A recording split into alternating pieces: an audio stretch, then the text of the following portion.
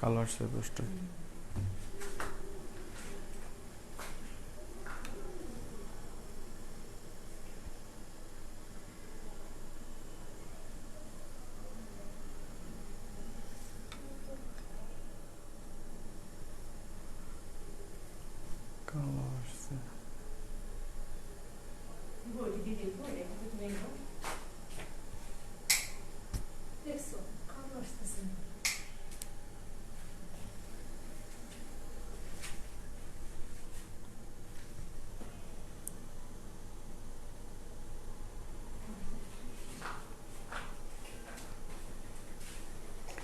আসসালামু আলাইকুম।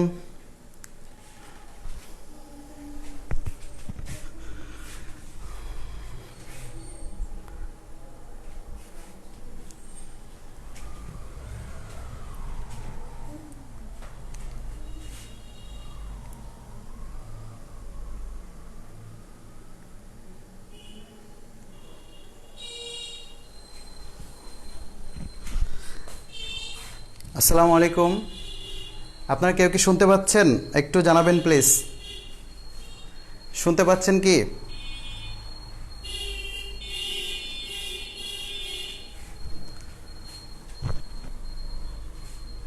একটু জানাবেন কেউ শুনতে পাচ্ছেন কিনা, দেখতে পাচ্ছেন কিনা। প্লিজ একটু কনফার্ম করেন, ইনফর্ম করেন শুনতে পাচ্ছেন কিনা, দেখতে পাচ্ছেন কিনা।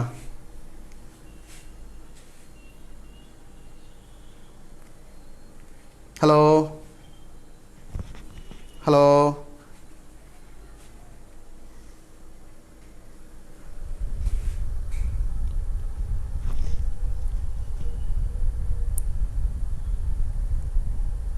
একটু জানাবেন কেউ শুনতে পাচ্ছেন কিনা।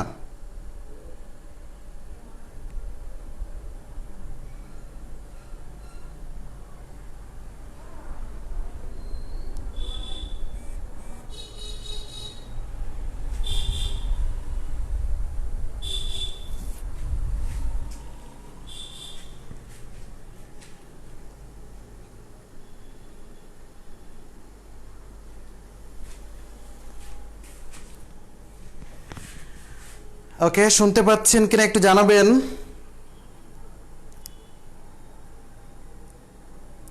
ওকে ওকে, থ্যাংক ইউ।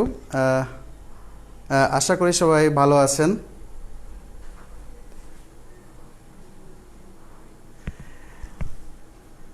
সবাই ভালো আছেন। আমরা আজকে আলোচনা করব, আজকে শেয়ার করব যে ক্লজ অ্যান্ড ফ্রেজ।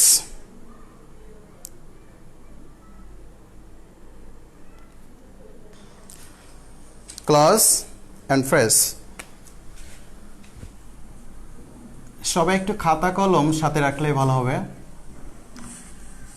ওকে, শুনতে পাচ্ছেন কিনা একটু জানাবেন।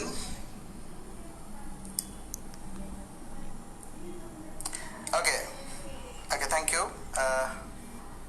আশা করি সবাই ভালো আছেন।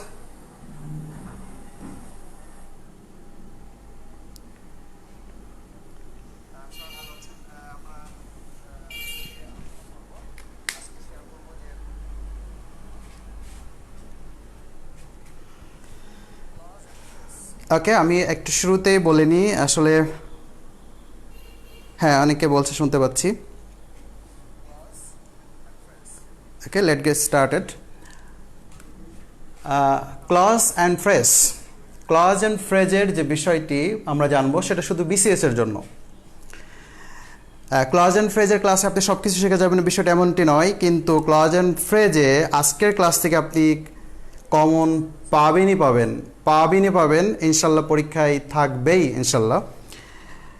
তো আমরা ক্লজ অ্যান্ড ফ্রেজের বেসিক যে বিষয়টা সেটা বলবো প্রথমে। সেটা হচ্ছে এটার কখনো বিসিএস পরীক্ষায় ডেফিনেশন আসবে না।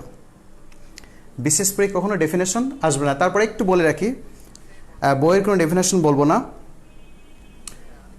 একাধিক ওয়ার্ড, একটু শুনে রাখি, একাধিক ওয়ার্ড যখন কোনো পার্টস অফ স্পিচের কাজ করে, একাধিক ওয়ার্ড যখন কোনো পার্টস অফ স্পিচের কাজ করে সেটাই ক্লজ, সেটাই ফ্রেজ।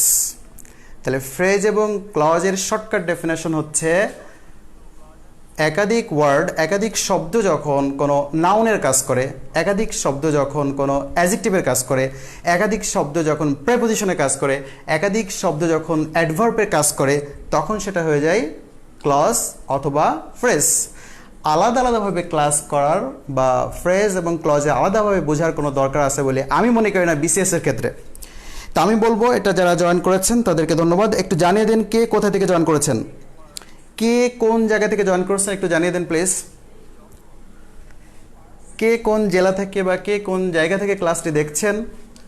আর শুরুতে রিকোয়েস্ট থাকবে ক্লাসটি সবাই শেয়ার করেন, সবাই জানুক আসলে ক্লজ ফ্রেজ এতটা ইজি, এতটা সহজভাবে শেখা যায়, আসলে কঠিন কিছু না। আমরা যেভাবে শিখেছি বইয়ের ভাষায় বা ছোটোবেলা থেকে যেভাবে শিখে আসছি, অনেকে এটা আইডেন্টিফিকেশনে ভুল করে পরীক্ষার হলে গিয়ে। আশা করি এটা কোনো প্রবলেম হবে না। ওকে, আজকের পর থেকে কোনো প্রবলেম হবে না আশা করি ইনশাল্লাহ। ওকে,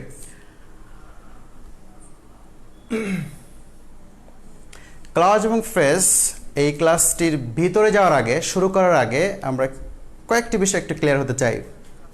আবার বলছি, ক্লজ এবং ফ্রেজের স্বাভাবিক সংজ্ঞার বাইরে যে বিষয়টা সেটা হচ্ছে যে ক্লজ এবং ফ্রেজ এক একটা পার্টস অফ স্পিচ, পরোক্ষভাবে এক একটা পার্টস অফ স্পিচ।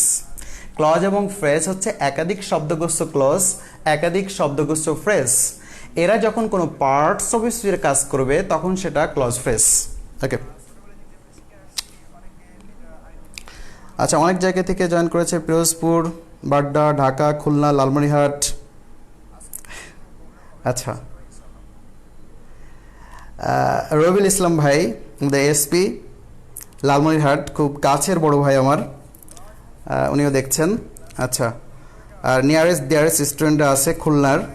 ওকে, ঢাকা থেকে, বাসাবো থেকে, অনেকে দেখছে। আচ্ছা, ক্লজ এবং ফ্রেজ এটা শুরু করার আগে কয়েকটি বেসিক জিনিস আমাদের জানতে হবে। খাতা কলম রেডি করেন, কয়েকটি বেসিক বিষয় জানতে হবে। খাতা কলম রেডি করব আমরা, যেটা আমরা সবাই জানি, তারপরে এটা জানতে হবে ক্লজ এবং ফ্রেজ জানার জন্য। একটা হচ্ছে subject, number 2 object, number 3 adverb বা অ্যাডভার্বিয়াল, অ্যাডভার্বিয়াল বা adverb. Okay, number 4 complement, number 5 apposition, apposition. Okay, এই 5টা বিষয় ক্লিয়ার হলে আপনার জন্য ক্লজ এবং ফ্রেজ একদম ইজি হয়ে যাবে। শুধু ক্লজ এবং ফ্রেজ না, আপনাকে অন্য অন্য টপিকের ক্ষেত্রেও, অন্য টপিকগুলো যখন আমরা ক্লিয়ার হতে চাই, এই বিষয়গুলো আমাদের ক্লিয়ার হতে হবে, রিটেন হোক আর প্লি হোক। ওকে, সাবজেক্ট আমরা জানি, অনেকে পড়েছি, অবজেক্ট, অ্যাডভার্বিয়াল, কমপ্লিমেন্ট, অ্যাপোজিশন। অ্যাপোজিশনটা হচ্ছে লেস ইম্পর্টেন্ট, লেস ইম্পর্টেন্ট, তারপর আমাদের জানতে হবে, লেস ইম্পর্টেন্ট জানতে হবে তারপরে। ওকে, যাদের কাছে খাতা কলম আছে একটু টুকে রাখতে পারেন বা মনে রাখলেও হবে, সমস্যা নাই। সাবজেক্ট বলতে আমরা আসলে কি বুঝে থাকি? সাবজেক্ট বলতে আমরা কি বুঝি? সোজা কথা, সাবজেক্ট অর্থ কি? কর্তা। কর্তা মানে যে কাজ করে সেই হচ্ছে সাবজেক্ট, যার কাজের দরকার আছে সেই হচ্ছে সাবজেক্ট। এখন এক কথায় বলতে হলে বলতে হবে, এক বা একাধিক ওয়ার্ড যখন একটি ভার্বের, এক বা একাধিক ওয়ার্ডের যখন একটি ভার্বের প্রয়োজন পড়ে সেটাই সাবজেক্ট। তার মানে যার কাজের দরকার সে সাবজেক্ট, যার কাজের দরকার না সে সাবজেক্ট নয়। যে ওয়ার্ড বা ওয়ার্ড সমূহের একটি ভার্বের দরকার আছে, একটি ভার্বের দরকার পড়ে, সেটি হচ্ছে সাবজেক্ট। তার মানে সাবজেক্ট একটা ওয়ার্ডও হতে পারে, একাধিক ওয়ার্ড হতে পারে, একটি সেন্টেন্স হতে পারে, 100 ওয়ার্ড হতে পারে।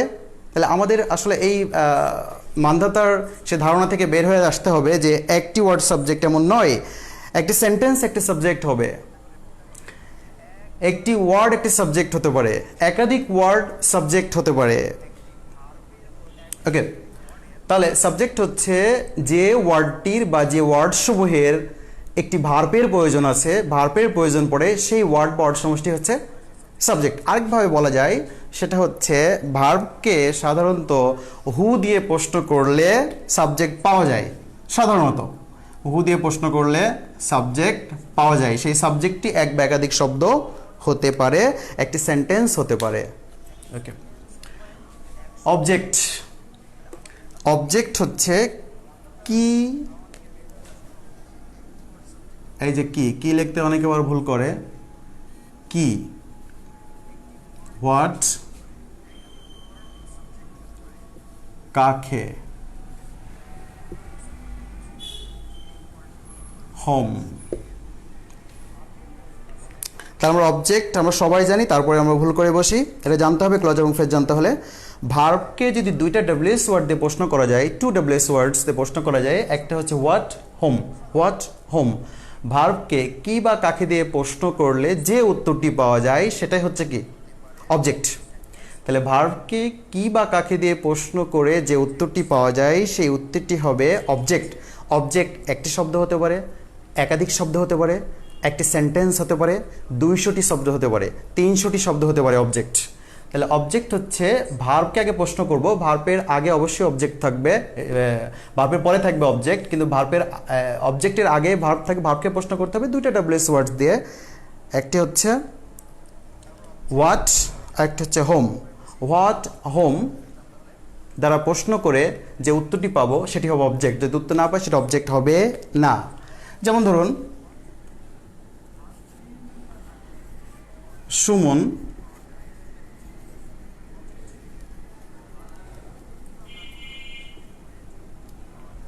সুমন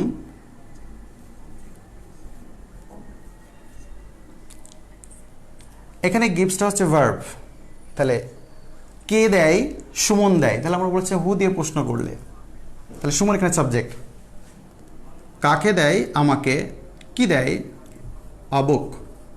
তাহলে ভার্বকে তো আমরা দুটো প্রশ্ন করি, একটা হচ্ছে কি আর একটা হচ্ছে কাকে। কি আর কাকে। তাহলে কি এর উত্তর হচ্ছে এটা, কি দেয় একটি বুক, তাহলে এটা একটা অবজেক্ট, এটা একটা অবজেক্ট। কাকে দেয় এটা একটি অবজেক্ট। ওকে, এখন এই অবজেক্ট শুধু একটা শব্দে হবে ব্যাপারটি এমন নয়। আবুক এই অবজেক্টিভ একটা শব্দে হবে ব্যাপারটি এমন নয়, বা সাবজেক্ট একটা শব্দে হবে এমন নয়। মিস্টার সুমন দুইটা শব্দে হয়ে গেল, এটাও সাবজেক্ট। যদি এখানে ভার্ব সহ থাকে সেটাও হবে সাবজেক্ট। যদি এখানে আমরা বলি যে মিস্টার সুমন হু ম্যারিড ইয়েস্টারডে, তাহলে পুরোটাই সাবজেক্ট, কারণ এই শব্দগুচ্ছগুলোর একটি ভার্বের দরকার পড়ছে। তারপরে এই টোটাল সেন্টেন্সটা, এই টোটাল শব্দগুলোই হচ্ছে একটা সাবজেক্ট। তাহলে ভার্ব আমরা কি জানলাম যে ভার্ব এক সাবজেক্ট একটা শব্দ হতে পারে, সাবজেক্ট একাধিক শব্দ হতে পারে, অবজেক্ট একটা শব্দ হতে পারে, অবজেক্ট আমরা দেখবো একটু পরে যে অবজেক্ট একাধিক শব্দ, একটা সেন্টেন্স অবজেক্ট হতে পারে। ওকে, এরপরে চলে যাচ্ছি অ্যাডভার্বিয়াল বা অ্যাডভার্ব। ওকে, আমি একটু লিখবো যে who, whom, what. Who, whom, what ছাড়া, হু, হোম, হোয়াট ছাড়া অন্য যে কোনো ডাব্লিউএস ওয়ার্ড দিয়ে, অন্য সকল ডাব্লিউএস ওয়ার্ড দিয়ে প্রশ্ন করলে যে উত্তর পাওয়া যায় তা অ্যাডভার্বিয়াল। আবার বলছি, হু, হোম, হোয়াট ছাড়া অন্য সকল ডাব্লিউএস ওয়ার্ড দ্বারা প্রশ্ন করে যে উত্তরটি পাওয়া যায় সেটি হচ্ছে অ্যাডভার্বিয়াল। আর হু দিয়ে প্রশ্ন করলে সাধারণত সাবজেক্ট পাওয়া যায়, হোয়াট, হোম দিয়ে প্রশ্ন করলে অবজেক্ট পাওয়া যায়। এছাড়া যত ডাব্লিউএস ওয়ার্ডস রয়েছে পৃথিবীতে এগুলো দিয়ে প্রশ্ন করলে অ্যাডভার্বিয়াল পাওয়া যায়। ওকে, তাহলে আমাদের এখানে একটা ধারণা থেকে সরে আসতে হবে, সেটা হচ্ছে আমরা ছোটবেলায় থেকে জানি subject plus verb plus object, এবং এটার বাইরে আমরা যেতে পারি না। ভার্বের পরে কোনো কিছু দেখলেই সেটাকে আমরা কি মনে করি, অবজেক্ট মনে করি। ভার্বের পরে কোনো কিছু দেখলেই যে ওয়ার্ডটি দেখি সেটা আমাদের কাছে কি মনে হয়, অবজেক্ট মনে হয়। এই ধারণা থেকে বের হতে হবে, ভার্বের পরে অনেক কিছু বসতে পারে। ওকে, যেমন ধরুন হি গোজ, তাহলে এটি একটা ভার্ব, এটি একটা সাবজেক্ট। তাহলে কে যায় সে যায়, তাহলে ভার্বকে হু দিয়ে প্রশ্ন করলে কে যায় সে যায়, এটা সাবজেক্ট। তাহলে সাবজেক্ট একটা শব্দ হতে পারে, একাধিক শব্দ হতে পারে, একটা সেন্টেন্স হতে পারে, 100 শব্দও হতে পারে।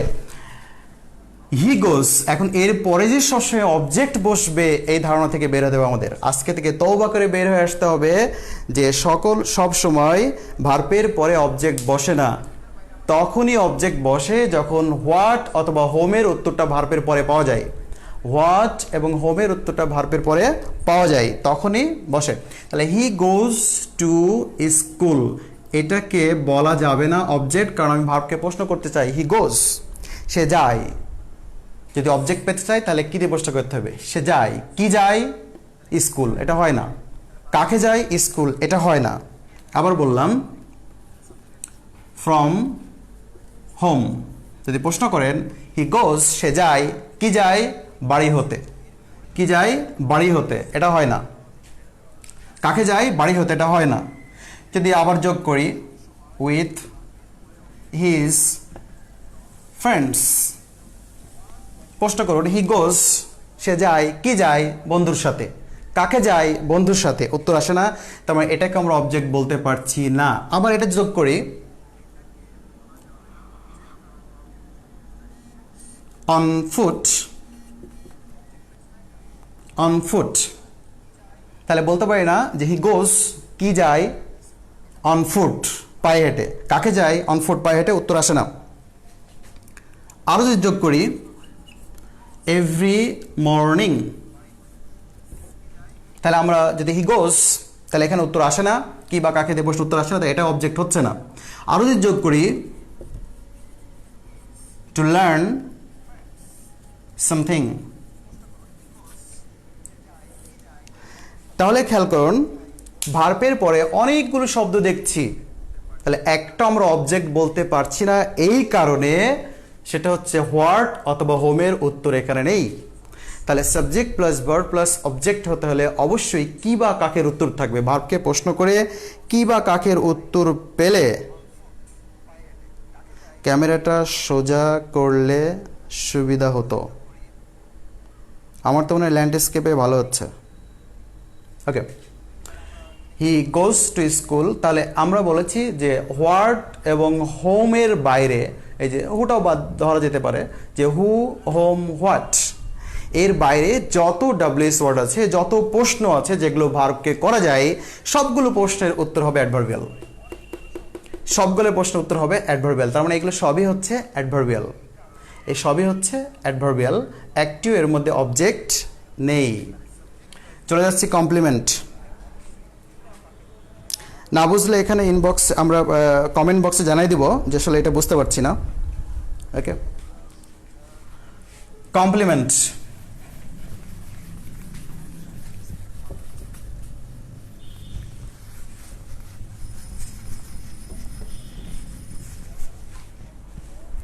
কমপ্লিমেন্ট, কমপ্লিমেন্ট শব্দের অর্থ হচ্ছে সম্পূরক বা পরিপূরক।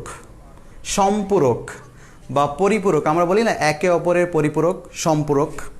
তাহলে পরিপূরক, কমপ্লিমেন্ট হচ্ছে পরিপূরক। ওকে, আমরা শুধু ক্লজ এবং ফ্রেজের জন্য কমপ্লিমেন্টটা বুঝবো, সম্পূরক বা পরিপূরক। সোজা কথা, সহজভাবে বলতে হলে অ্যামিজার ওয়াজার, এটাকে আমরা কি বলি? বিভার্ব। বিভার্ব মানে কি? অ্যামিজার, অ্যামিজার, এগুলো বিভার্ব। আচ্ছা, সোজা কথা কমপ্লিমেন্ট হচ্ছে বিভার্বের আগে ও পরে, বিভার্বের আগে ও পরে, যারা খাতা কলম আছে লিখে ফেললে ভালো হয়। বিভার্বের,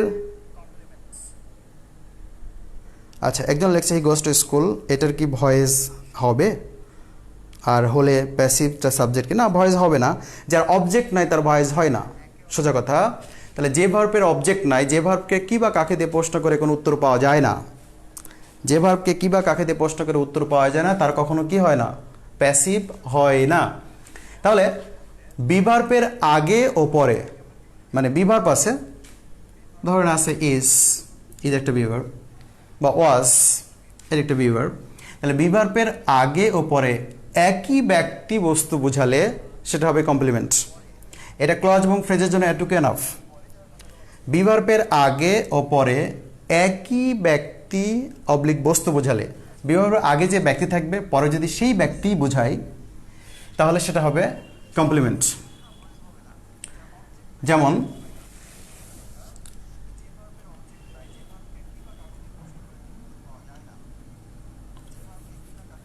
সুমন ইজ আ স্টুডেন্ট, তাহলে সুমনের পরিপূরক হচ্ছে স্টুডেন্ট, আর স্টুডেন্টকে সুমন, সুমনকে আ স্টুডেন্ট, তাহলে এই দুটোকে কিন্তু সমান চিহ্ন দিয়েও লেখা যায়, সুমন সমান স্টুডেন্ট, স্টুডেন্ট সমান সমান Suman.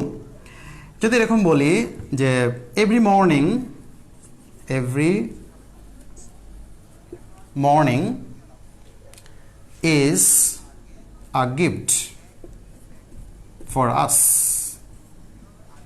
Every morning is a gift for us, তাহলে প্রত্যেক সকাল আমাদের জন্য একটা গিফট। তাহলে একটি গিফট হচ্ছে আমাদের জন্য, একটি গিফট হচ্ছে প্রতিটি সকাল, প্রত্যেকটা সকালে আমাদের জন্য একটি গিফট। তাহলে বি ভার্বের আগে ও পরে যদি একই ব্যক্তি অথবা বস্তুকে বোঝায়, একই ব্যক্তি বস্তু বোঝায় তাহলে সেটা কমপ্লিমেন্ট। তাহলে সুমনের কমপ্লিমেন্ট হচ্ছে স্টুডেন্ট। যদি বলি I am Mahbub, I am মাহবুব, তাহলে মাহবুবকে আমি, আমিকে মাহবুব, মাহবুবকে আমি, আমিকে মাহবুব, তাহলে একে অপরের পরিপূরক। তাহলে বি ভার্বের আগে পরে একই ব্যক্তি বস্তু বুঝালে সেটা হবে কমপ্লিমেন্ট। চলে যাচ্ছে অ্যাপোজিশনে। অ্যাপোজিশন এটা ক্লজ ফ্রেজের জন্য একটা লেস ইম্পর্টেন্ট টপিক, তারপরে এটা মনে রাখতে হবে, জানা দরকার। অ্যাপোজিশন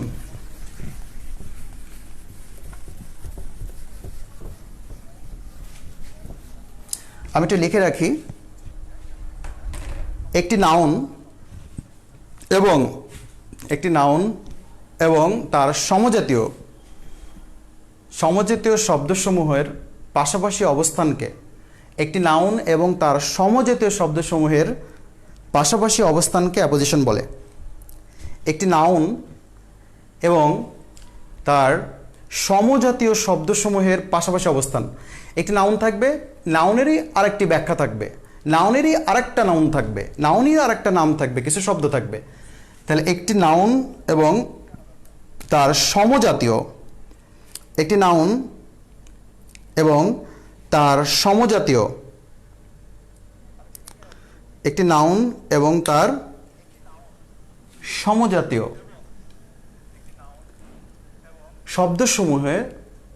শব্দসমূহের পাশাপাশি অবস্থানই হলো অ্যাপোজিশন, পাশাপাশি অবস্থানই হলো অ্যাপোজিশন। ওকে, যেমন ধরুন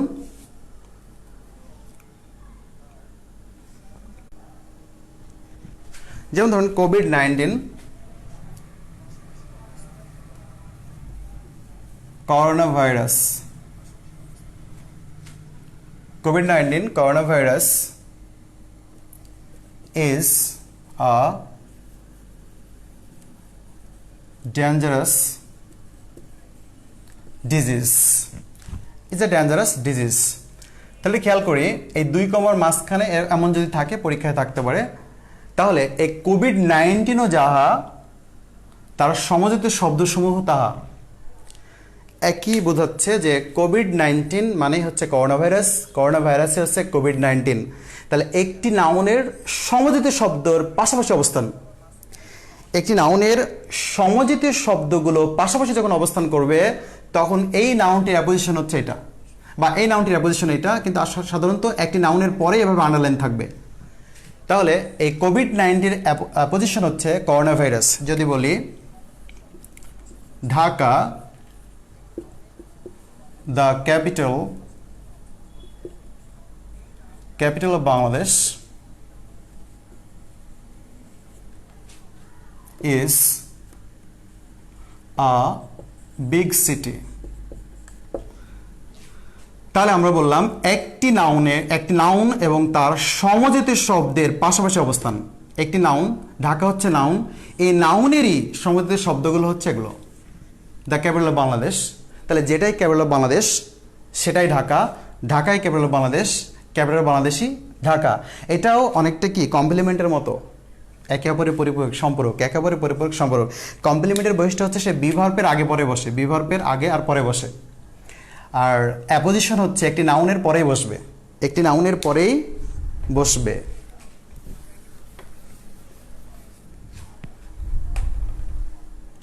ওকে, যেমন ধরুন আপনি বললেন যে মাই believe,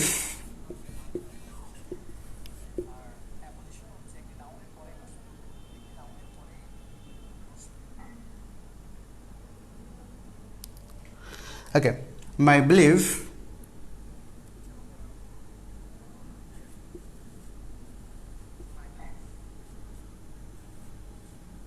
she will be mine is true. belief এখানে হচ্ছে নাউন, একটি শব্দ belief। আচ্ছা, belief হচ্ছে নাউন, এই নাউনেরই আমার বিশ্বাসটা হচ্ছে সে আমার হবে, এটা আমার বিশ্বাস, আর বিশ্বাসটা সে আমার হবে, এই আমার হবে এটাই হচ্ছে বিশ্বাস। একটি নাউনের কিছু সমযোজী শব্দ যদি নাউনের পাশেই বসে যায় সেটা হবে এই নাউনটির অ্যাপোজিশন। ওকে, তাহলে আমাদের বেসিক্স জানাটা শেষ হয়েছে। আমরা এখন একদম ক্লজ এবং ফ্রেজের ভিতরে যাব। ক্লজ এবং ফ্রেজ যেখান থেকে পরীক্ষায় প্রশ্ন আসবে ইনশাল্লাহ।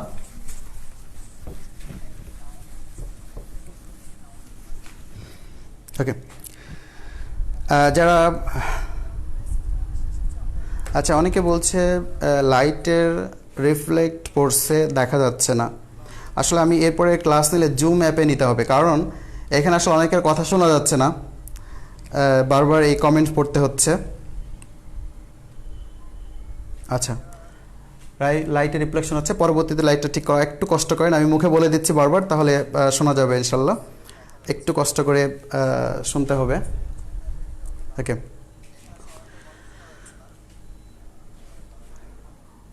এখন আমরা চলে যাব ক্লজ এবং ফ্রেজের মূল আলোচনায়। ওকে, তাহলে মূল আলোচনায় যখন যাব তখন কিন্তু আমাদের এই 5টি বিষয় লাগবে: subject, object, adverbial, complement, apposition. Okay, তাহলে ক্লজ এবং ফ্রেজে যাওয়ার আগে আমাকে একটু জানতে হবে ফাইনাইট ভার্ব। ফাইনাইট ভার্ব সব জায়গায় কাজে লাগবে, ফাইনাইট ভার্ব টেন্সে কাজে লাগবে, ফাইনাইট ভার্ব সিম্পল কমপ্লেক্স কম্পাউন্ডে কাজে লাগবে, সব জায়গায় কাজে লাগবে ফাইনাইট ভার্ব। আরেকটা হচ্ছে নন ফাইনাইট ভার্ব, সংক্ষেপে লিখলাম ফাইনাইট ভার্ব, নন ফাইনাইট ভার্ব। খুব সহজভাবে বুঝি, যদি ফাইনাইট ভার্ব না বুঝি তাহলে আমরা অনেক কিছু বুঝবো না। ফাইনাইট ভার্ব যে বুঝে না তার ইংলিশের অনেক কিছু সে বুঝবে না, কারণ finite verb is the heart of sentence, finite verb is the heart of clause. ক্লজের হৃদয় বলা হয় ক্লজে। হ্যাঁ, জুম অ্যাপে পরবর্তী ক্লাস নেওয়ার চেষ্টা করবো, কারণ অনেকের কথা আমি শুনতে পাচ্ছি না, কারণ আমরা আসলে ক্লাস নিয়ে অভ্যস্ত, যার কারণে এইটা প্রবলেম হতে পারে। একটু কষ্ট করতে হবে প্রথম দিন। ফাইনাইট ভার্ব সোজা কথা, খুব সহজভাবে যদি আমরা বলি ক্লজ এবং ফ্রেজের জন্য এতটুকু যথেষ্ট হবে, সেটা হচ্ছে যে ছোটোবেলায় থেকে ভার্বের আমরা 3টা রূপ পড়ে আসছি, 3টা রূপ প্রধানভাবে পড়েছি, এর বাইরেও পড়েছি। একটা হচ্ছে V1, V2, V3, এর অন্য নামে পড়েছি present form, past form, past participle form. তবে এটা এভাবেই পড়া ভালো, present form, past form, past participle হচ্ছে V1, V2, V3। ভার্বের 1 নম্বর ফর্ম, 2 নম্বর ফর্ম, 3 নম্বর ফর্ম। ভার্বের 0 ফর্মও আছে, বেস ফর্মও আছে, আমরা ওইটা আলোচনা লাগবে না ক্লজ এবং ফ্রেজে, এটা ভার্বের ক্লাসে আলোচনা লাগবে। তাহলে V1, V2, V3 এটা হচ্ছে ভার্বের 3টা রূপ। সোজা কথা, ফাইনাইট ভার্ব হচ্ছে ভার্বের 1 নম্বর ফর্ম, ভার্বের 2 নম্বর ফর্ম, 1 ও 2, এটা হচ্ছে ফাইনাইট ভার্ব। 1 নম্বর ফর্ম, 2 নম্বর ফর্ম। 1 নম্বর ফর্ম কি? যেমন গো, ওয়েন্ট, গান, ডু, ডিড, ডান। তাহলে আমাদের ফাইনাইট ভার্বের জন্য এই 2টা ভার্ব দরকার, ভার্বের এই 2টা ফর্ম, এই 2টা রূপ দরকার। ভার্বের 1 নম্বর ফর্ম, তাহলে গো, ওয়েন্ট, এই 2টা হচ্ছে finite verb. Do, did, finite verb. Write, wrote, finite verb. Request, requested, finite verb. Okay, তাহলে ফাইনাইট ভার্ব হচ্ছে ভার্বের 1 নম্বর, 2 নম্বর ফর্ম। এই 1 এবং 2 বাদে পৃথিবীতে যত ভার্ব আছে সবগুলোকে আমরা নন ফাইনাইট ভার্বের কাতারে রাখতে পারি। তাহলে 1 নম্বর এবং 2 নম্বর বাদে 1 ও 2 ভার্বের 1 নম্বর ফর্ম, 2 নম্বর ফর্ম, ভার্বের প্রেজেন্ট ফর্ম, ভার্বের পাস্ট ফর্ম বাদে আর যত রূপ রয়েছে, আর যত ভার্বের ফর্ম রয়েছে সবগুলোকে আমরা নন ফাইনাইটের কাতারে রাখতে পারি। আমরা মনে রাখতে পারি যেমন V3 যেটা গান, ডান, রিটেন, ইটেন, ফরগেটেন, মানে ভার্বের 3 নম্বর রূপটা হচ্ছে নন ফাইনাইট ভার্ব। যদি এই 3 নম্বর রূপের আগে হ্যাভিং শব্দটি যোগ করি, হ্যাভিং প্লাস V3, সেটাও হবে নন ফাইনাইট ভার্ব। হ্যাভিং গান, হ্যাভিং ডান, হ্যাভিং রিটেন, হ্যাভিং ইটেন, এগুলো নন ফাইনাইট ভার্ব। তারপরে দেখুন আইএনজি ফর্ম, এটা নন ফাইনাইট ভার্ব। তারপরে হচ্ছে টু প্লাস ভার্ব মানে to plus verb base form, to do, to go. To do মানে শুধু টু ডু না, to do, to go, to plus verb. To do, to go, to sleep, to read, to write, to swim, যত কিছু আছে তাহলে to plus base form, to do, to go, to sleep. তাহলে V1 V2 বাদে ভার্বের আর যত চেহারা আমরা দেখি সবগুলো হচ্ছে non finite verb. V1 V2 বাদে যা কিছু আছে সবগুলো হচ্ছে নন ফাইনাইট ভার্ব। এখন আপনাদের একটু বলি, আপনাদের বলতে হবে কোনগুলো ফাইনাইট ভার্ব, কোনগুলো নন ফাইনাইট ভার্ব। যদি আমরা না চিনি, সহজভাবে চিনি, আমরা শুধু ক্লজ এবং ফ্রেজ চেনার জন্য জানছি, সাথে সাথে আমাদের অনেক কিছু জানা হয়ে যদি ফাইনাইট ভার্বের মধ্যে ক্লিয়ার থাকে। যেমন আপনাকে একটা সেন্টেন্স বলি, I am going there to learn something. I'm going there to learn something.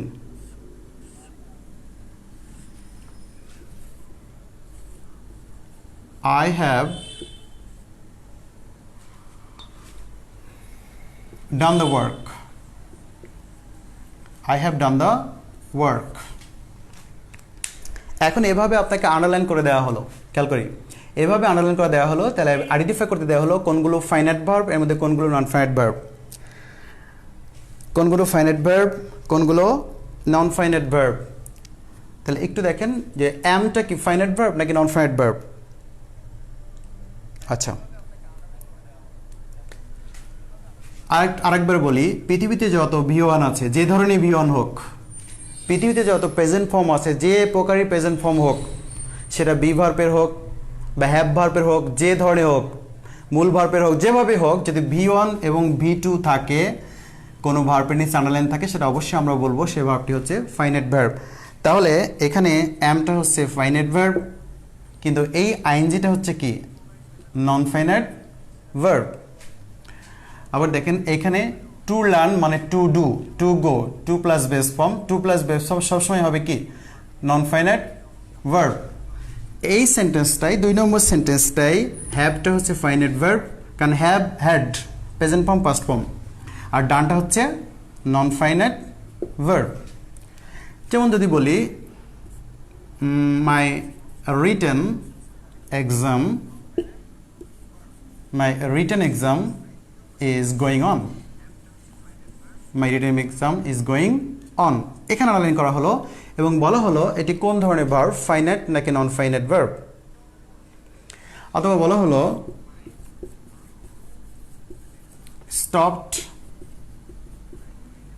stopped writing।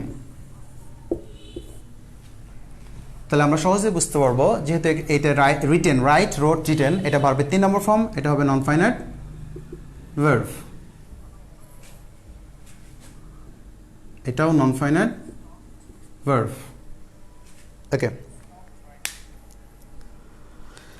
ওকে, অনেকে অ্যান্সার করছে। এখন আমরা একটা নোট লিখব। এই ক্লজ এবং ফ্রেজের চেনার পূর্ব শর্ত ছিল হচ্ছে ফাইনাইট ভার্ব। ফাইনাইট ভার্ব চেনা হয়ে গেছে, আশা করি এখন ফাইনাইট ভার্ব পারবেন, মানে আপনার ক্লজ এবং ফ্রেজ শেখা 80% কাজ কমপ্লিট, 80% কাজ হয়ে গেছে। আপনি ফাইনাইট ভার্ব চিনতে পেরেছেন মানে, আর যারা চিনতে পারেন নাই তাদের জন্য দুঃসংবাদ। আবারও বলছি, ফাইনাইট ভার্বে কোনো সংজ্ঞা শেখার দরকার নেই। V1 V2 ভার্ব 1 ভার্ব 2 হচ্ছে ফাইনাইট ভার্ব, আর বাকি যত ভার্ব আছে সবগুলো হচ্ছে নন ফাইনাইট ভার্ব। ওকে, এটা নোট লিখে ফেলি আমরা। কেন লিখতে হবে? কারণ এখন যা শিখবো তা পরীক্ষায় আসবে, সোজা কথা, এখন যা শিখবো তা পরীক্ষায় আসবে। সেটা হচ্ছে, লিখে ফেলি, একটা নোট লিখে ফেলি। ক্লজ এবং ফ্রেজ একটু পরে লেখা বুঝেন। ক্লজ এবং ফ্রেজ পরীক্ষায় কিভাবে আসে? পরীক্ষায় একটা সেন্টেন্সের কিছু অংশে আন্ডারলাইন থাকে, কিছু অংশে আন্ডারলাইন থাকে। এটা সেন্টেন্সের মাঝখানে হতে পারে আন্ডারলাইনটা, শুরুতে হতে পারে, শেষে হতে পারে। কিছু ওয়ার্ড নিচে আন্ডারলাইন করে বলে এটা কোন ফ্রেজ, এটা কোন ক্লজ, এটা কোন ক্লজ, এটা কোন ফ্রেজ। তার মানে কি পার্টস অফ স্পিচ জানতে যাচ্ছে। ক্লজ এবং ফ্রেজ তো আসলে পরোক্ষভাবে পার্টস অফ স্পিচ, আগে বলেছি। কাজ করে সেটা ক্লজ অথবা ফ্রেজ। একাধিক শব্দ যখন ভার্বের কাজ করে সেটাও হতে পারে, অ্যাডভার্বের কাজ করে সেটাও ক্লজ অথবা ফ্রেজ। ওকে,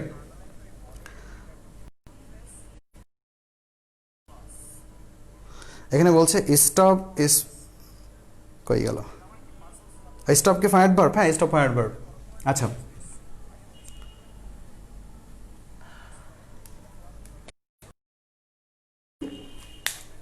লিখবো পরীক্ষায় ঠিক যেভাবে সেভাবে নোটটা লিখবো।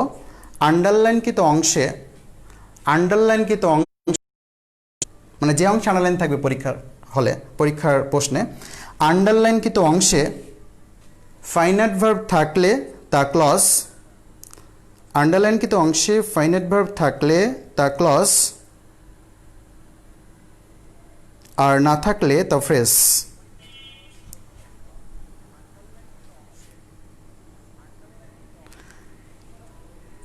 আন্ডারলাইনকৃত অংশে ফাইনাইট ভার্ব থাকলে তা ক্লজ, আর না থাকলে তা ফ্রেজ। তার মানে কোনো আন্ডারলাইনকৃত ওয়ার্ডগুলোর মধ্যে যদি ভার্ব 1 থাকে অথবা ভার্ব 2 থাকে তাহলে সেই আন্ডারলাইনটার মধ্যে অবশ্যই ক্লজ আছে। আবারও বলছি, কোনো আন্ডারলাইনের মধ্যে যদি V1 অথবা V2 থাকে, V1 V2 clause, V1 V2 সমান ক্লজ, ক্লজ V1 V2। ক্লজের অপর নাম হচ্ছে ভার্ব 1 ভার্ব 2। V1 V2 অপর নাম ক্লজ। যাহা ক্লজ তাহা V1 V2, যাহা ভার্ব 1 ভার্ব 2 তাহাই ক্লজ। ভার্ব 1 ভার্ব 2 ক্লজ, ক্লজই ভার্ব 1 ভার্ব 2। যাহা প্রেজেন্ট ফর্ম তাহাই ক্লজ, যাহা পাস্ট ফর্ম তাহাই ক্লজ। ক্লজই প্রেজেন্ট ফর্ম, ক্লজই পাস্ট ফর্ম। আন্ডারলাইনের মধ্যে ফাইনাইট ভার্ব থাকলে মানে V1 থাকলে অথবা V2 থাকলে, প্রেজেন্ট ফর্ম থাকলে অথবা পাস্ট ফর্ম থাকলে তা হচ্ছে ক্লজ। ওকে, প্রেজেন্ট ফর্ম থাকলে, পাস্ট ফর্ম থাকলে তা হচ্ছে ক্লজ। তাহলে আমরা এখন ক্লজ এবং ফ্রেজটা আইডেন্টিফাই করতে পারলে এটা কোন ক্লজ কোন ফ্রেজ সহজে আইডেন্টিফাই করতে পারবো। ওকে, সব একটু খাতা কলম নিয়ে রেডি হই, এখন লিখব। আপনাকে বলতে হবে এটা ক্লজ না ফ্রেজ, দ্রুত লিখতে হবে। This is the book, this is the book that I lost. পরীক্ষায় দ্যাট ছিল না, না থাকলেও সমস্যা নেই, থাকলেও সমস্যা নেই, আমরা জেনে ফেলবো একটু পরে। দ্যাট আই লস্ট 37তম পেলির প্রশ্ন, এখানে আন্ডারলাইন ছিল। Number 2, he worked with all sincerity. দ্রুত লিখতে হবে, নাহলে সময় কভার করা যাবে না। With all sincerity. If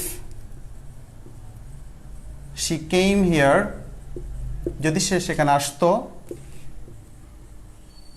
I would go with her, আমি তার সাথে যেতাম। If she came here, I would go with her.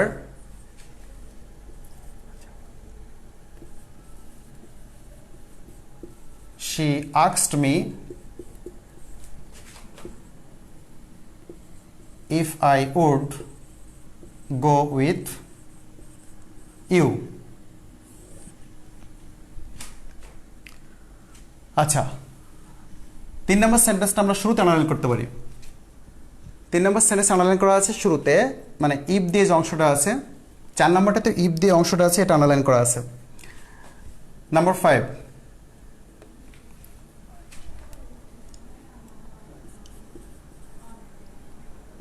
tell me where he lives.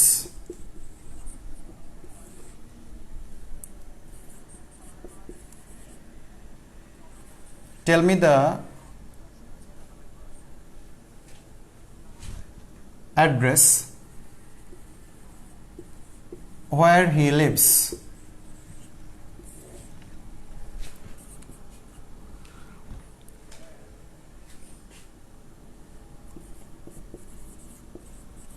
Knock me when he will come.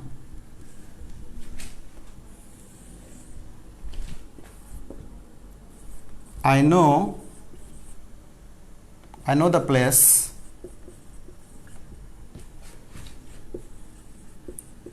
where he lives.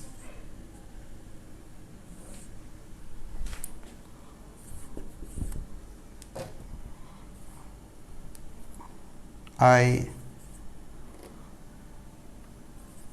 do not know where he lives.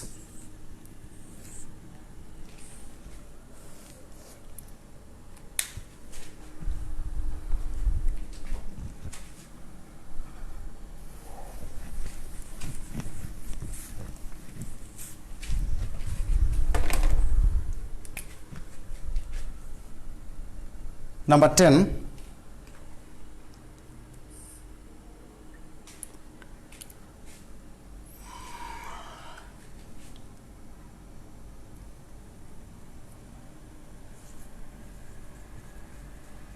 I will go where he lives.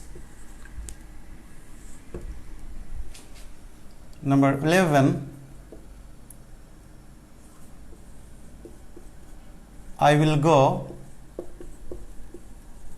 to Dhaka where he lives.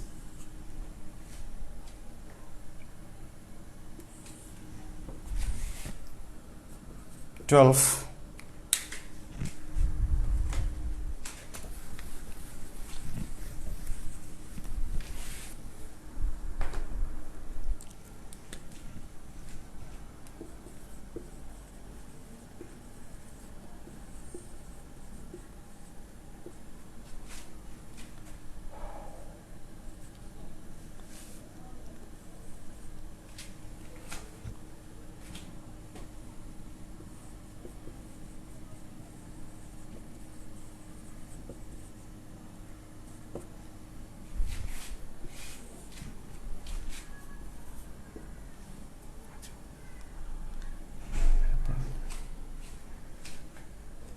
Reading books is an excellent habit.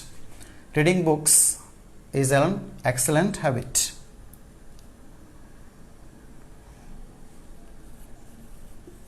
She sang, she gailo, she sang like a bird.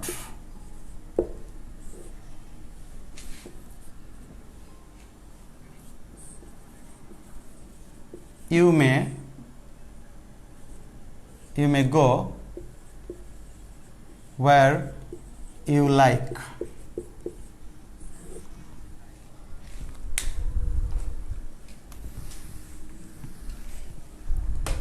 You may go where you like. 15. You may call home you like most.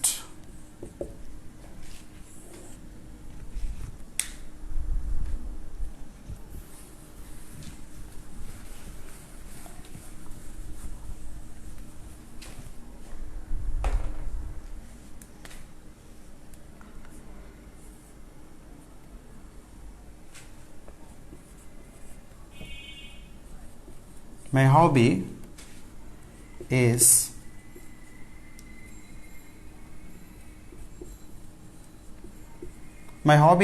collecting stamps.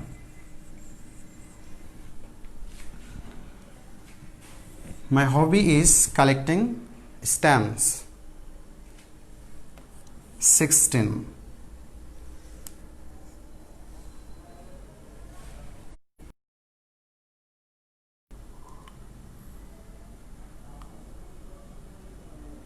Shakif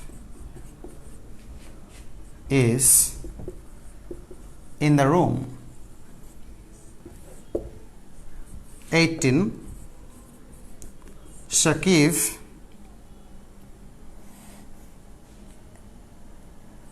in the room.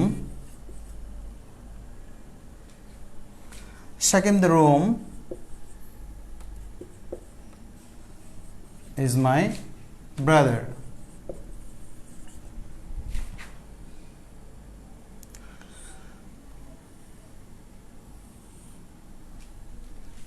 আচ্ছা, আরেকটা sentence আমরা লিখি, আর দুইটা sentence লিখি। 19.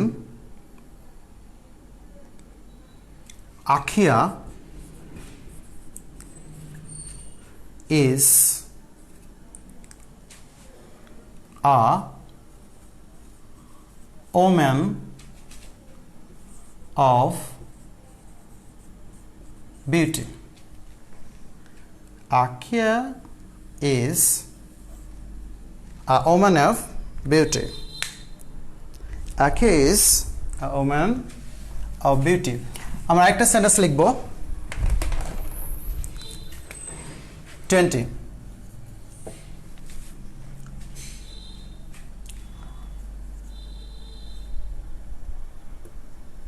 Mr. Habib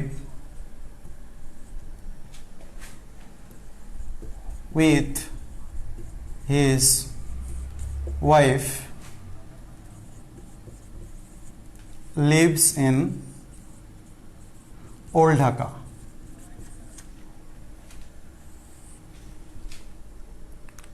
Okay.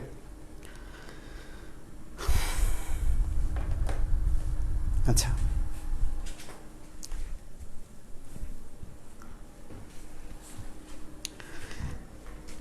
আচ্ছা আমি এখন জানতে চাইবো, এখন আমি একটু দেখব, সেটা হচ্ছে যে আমরা আলোচনা করেছি যে নোটে যে আন্ডারলাইনকৃত অংশে যে ওয়ার্ডগুলো নিচে আন্ডারলাইন থাকবে পরীক্ষার হলে, আন্ডারলাইনকৃত অংশে যদি V1 অথবা V2 থাকে, প্রেজেন্ট ফর্ম অথবা পাস্ট ফর্ম থাকে, প্রেজেন্ট ফর্ম, পাস্ট ফর্ম বা V1 V2-র অপর নাম হচ্ছে ক্লজ। তাহলে আমরা ক্লজ এবং ফ্রেজটা আগে আইডেন্টিফাই করে ফেলি। তাহলে যদি কোনো আন্ডারলাইনের মধ্যে আমরা V1 V2 পাই তাহলে সেটা হবে ক্লজ, আর যদি না পাই তাহলে সেটা হবে ফ্রেজ। তাহলে আমরা এখানে 20টা সেন্টেন্স লিখেছি। আমরা এই 20টা সেন্টেন্সে দেখতে চাই কোন আন্ডারলাইনের নিচে ক্লজ এবং কোন আন্ডারলাইনের নিচে ফ্রেজ হবে, কোন আন্ডারলাইনটা ক্লজ এবং কোন আন্ডারলাইনটা ফ্রেজ। ওকে, একটু দ্রুত আমাকে এগুলো লিখে দেখান। 1 নম্বর দিয়ে লেখা দেখাবেন। যদি 1 নম্বরটা ক্লজ হয় তাহলে আমরা এভাবে লিখব CL, আর যদি ফ্রেজ হয় PH লিখলেই হবে। তাহলে কোন আন্ডারলাইনটা ক্লজ এবং কোন আন্ডারলাইনটা ফ্রেজ, একটু দ্রুত লিখে ফেলি আমরা। কোন আন্ডারলাইন ক্লজ এবং কোন আন্ডারলাইন ফ্রেজ। ওকে, আসলে কথা বলতে না পারলে ক্লাস হয় না। এটা ক্লাস কিভাবে হয় দেখতে পাচ্ছি না আপনাদের। জুম অ্যাপে ক্লাস নেব, জুম অ্যাপে। হ্যাঁ, অনেকে বলছে এটা জুম অ্যাপে ক্লাস নিতে হবে, তাহলে সবাইকে দেখা যাবে, কথা বলা যাবে।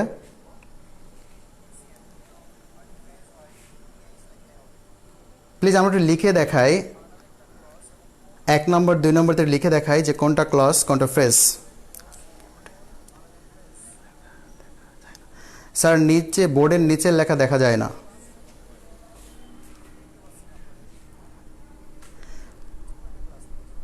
বোর্ডের নিচের লেখা যায় না। 19 নম্বরটাকে আমরা দেখতে পাচ্ছি না। 19 নম্বরটা এখানে একটা নাম লেখা আছে আখিয়া। আচ্ছা, Akhiya is a woman of beauty, is a woman of beauty.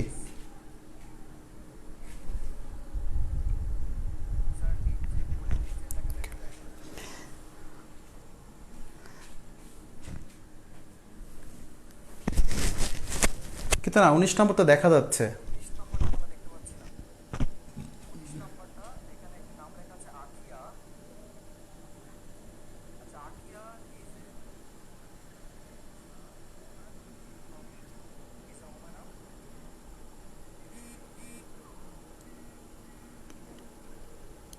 আচ্ছা, 1 নম্বরটা ছিল ক্লজ, 2 নম্বরটা ফ্রেজ, 3 নম্বর ক্লজ, 4 নম্বর ফ্রেজ।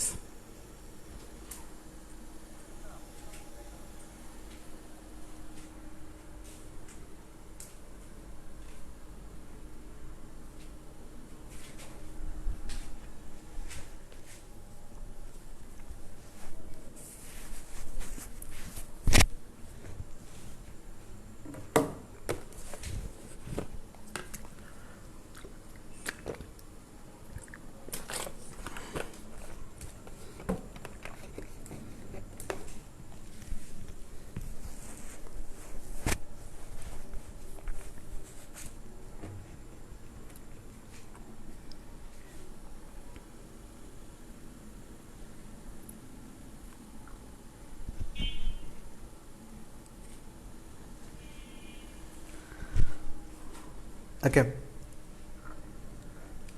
13 নম্বর শাওন, মালিবাগ রেস্টুরেন্ট। শাওন 13 নম্বরে অ্যান্সার করেছে 13 ক্লজ, তাই না? 13 নম্বরে অ্যান্সার করেছে, ভুল করেছে। আচ্ছা 16, ঠিক আছে।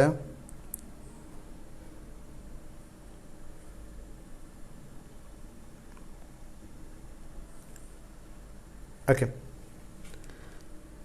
আচ্ছা একটু পরে আসলে আপনারাই বুঝতে পারবেন যে কোনটা সঠিক করেছেন ভুল করেছেন। আশা করি অলমোস্ট অনেকেই বুঝতে পেরেছেন, সবাই বুঝতে পেরেছেন, আলহামদুলিল্লাহ। আমরা সামনের দিকে আগাই। পরীক্ষায় প্রশ্ন হবে 3টা ক্লজ ফ্রেজ থেকে। পরীক্ষায়, বিশেষ পরীক্ষায় প্রশ্ন হবে 3টা ক্লজ ফ্রেজ থেকে, বাকিগুলো প্রশ্ন হবে না। তবে কেউ যদি জানতে চায় আমার সাথে কানেক্ট থাকলে আমি জানিয়ে দেবো, সমস্যা নেই। তবে প্রশ্ন হবে 3টা জায়গা থেকে। যদি ক্লজে প্রশ্ন হয়, ক্লজেও প্রশ্ন হবে নাউন ক্লজ, অ্যাডজেক্টিভ ক্লজ এবং অ্যাডভার্বিয়াল ক্লজ। ঠিক একইভাবে noun phrase, adjective phrase, adverb phrase. Okay, তাহলে প্রশ্ন হবে 3টি জায়গা থেকে, নাউন, অ্যাডজেক্টিভ, অ্যাডভার্ব। সেটা ক্লজ থেকে হোক আর ফ্রেজ থেকে হোক, 3টা জায়গা থেকে প্রশ্ন হবে বিসিএসে। এখন আমরা আলোচনা করব এটা নাউন ফ্রেজকে আমরা নমিনাল ফ্রেজ বা নমিনাল ক্লজ বলতে পারি, অ্যাডজেক্টিভকে আমরা বলতে পারি অ্যাডজেক্টিভাল ক্লজ অথবা অ্যাডজেক্টিভাল ফ্রেজ। অ্যাডজেক্টিভের অ্যাডজেক্টিভ হচ্ছে অ্যাডজেক্টিভাল, অ্যাডভার্বের অ্যাডজেক্টিভ হচ্ছে অ্যাডভার্বাল। তাহলে অ্যাডভার্বিয়াল ক্লজ অথবা অ্যাডভার্বিয়াল ফ্রেজ, নমিনাল ক্লজ অথবা নমিনাল ফ্রেজ। ওকে, এখন আমরা আলোচনা করব 3টা ক্লজ 3টা ফ্রেজ, তাহলে আমাদের পরীক্ষার জন্য কমন থাকবে। প্রথমে হচ্ছে নাউন ক্লজ অথবা ফ্রেজ, একই সাথে শিখবো, আলাদা শেখার কোনো দরকার নাই। Noun clause, noun phrase, nominal clause, nominal phrase. ওকে,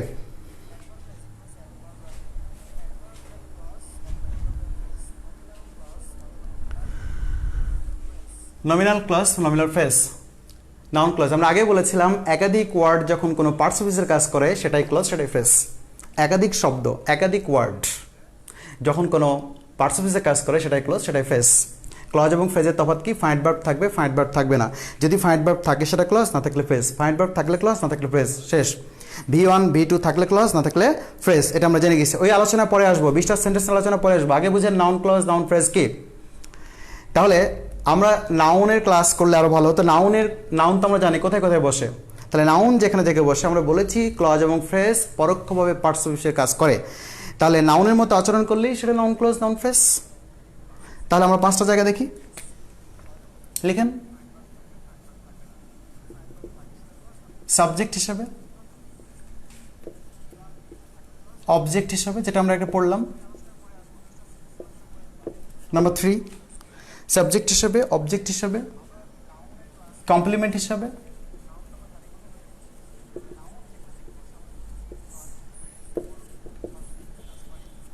অ্যাপোজিশন হিসাবে,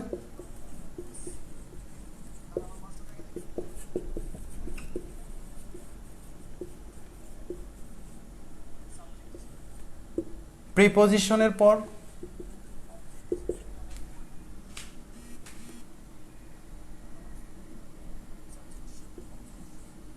নাউন ক্লজ ফ্রেজ বসে। তাহলে নাউন ক্লজ ফ্রেজ 5টা জায়গা মনে রাখতে হবে। নাউন ক্লজ ফ্রেজ হচ্ছে 5টা জায়গায়। একটা হচ্ছে সাবজেক্ট হিসেবে, সাবজেক্টকে আমরা বলেছি এক বা একাধিক ওয়ার্ড, এক বা একাধিক ওয়ার্ডের যখন ভার্বের দরকার হয়, এক বা একাধিক ওয়ার্ডের যখন একটি ভার্বের দরকার হয়, সেই এক বা একাধিক ওয়ার্ডই হচ্ছে সাবজেক্ট। অবজেক্ট কি? কি বা কাকে দিয়ে প্রশ্ন করে এক বা একাধিক, ততোধিক, 500, 200, একটি সেন্টেন্স, 2টা সেন্টেন্স, যা পাওয়া যায় সবই অবজেক্ট। কি বা কাকের উত্তরই হচ্ছে অবজেক্ট। কমপ্লিমেন্ট আমরা দেখেছি বিভার্বের আগে ও পরে, বিভার্বের আগে ও পরে, বিভার্বের আগে ও পরে একই ব্যক্তি বস্তু বোঝালে সেটা হবে কমপ্লিমেন্ট। অ্যাপোজিশন বলেছি একটি নাউন এবং তার সমযোজিত শব্দগুলো পাশাপাশি অবস্থান। একটি নাউনের পরেই যদি কিছু ওয়ার্ড থাকে যেটা ওই নাউনকে ইন্ডিকেট করছে, ওই নাউনের কথা বলছে, ওই নাউনটাই কয়েকটি শব্দে লেখা, সেটা হচ্ছে অ্যাপোজিশন। আর প্রিপোজিশনে পরে নাউন ক্লজ, নাউন ফ্রেজ, 5টি। সাবজেক্ট হিসাবে নাউন ক্লজ, নাউন ফ্রেজ বসে, অবজেক্ট হিসাবে নাউন ক্লজ, নাউন ফ্রেজ বসে, কমপ্লিমেন্ট হিসাবে নাউন ক্লজ, নাউন ফ্রেজ বসে, অ্যাপোজিশন হিসাবে নাউন ক্লজ, নাউন ফ্রেজ বসে, প্রিপোজিশনের পর নাউন ক্লজ, নাউন ফ্রেজ বসে। ব্যাকেটে একটি কথা লিখে রাখেন, ব্যাকেট দিয়ে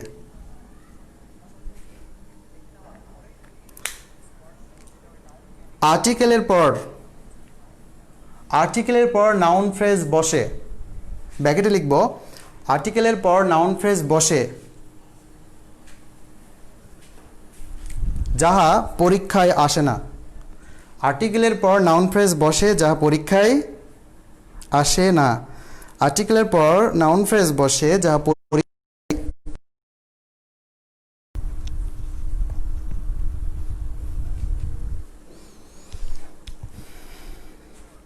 পাঁচটি জায়গায়, তার মধ্যে একটি তো বলে রেখেছি অ্যাপোজিশন লেস ইম্পর্টেন্ট, এটা পরীক্ষায় তেমন থাকে না।